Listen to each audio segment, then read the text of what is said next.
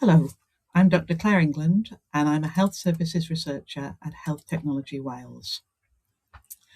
I'm going to give an overview of a recent rapid review published in BMJ Open that we conducted on costs to the NHS from treating complications due to medical tourism for elective surgery.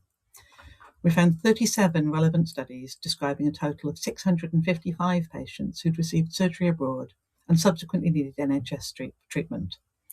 The studies described complications due to weight loss surgery, cosmetic surgery, and eye surgery, but we did not find any evidence relating to other surgical specialities, such as orthopedic surgery. Studies that estimated costs to the NHS reported figures ranging from about £1,000 to £19,500 per patient. The most common complications from weight loss surgeries included abdominal pain, vomiting, inability to swallow, and malnutrition. Meanwhile, we found that complications from cosmetic surgery included infections and the reopening of wounds.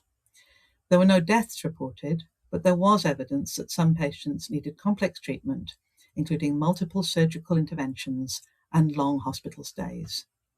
Overall, the rapid review found that there is a burden on the NHS from medical tourism, including financial costs and a strain on resources, but the evidence that we have is limited to cases that have been reported in the literature by researchers who collected data from single specialist units and hospitals, often from patients who presented as emergencies.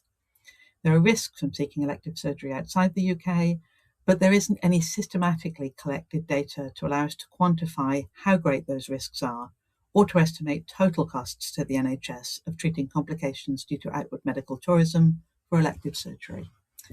Despite this, in the paper, we've recommended that awareness-raising campaigns are needed to inform members of the public about the risks or potential risks of going abroad for surgery. Thank you.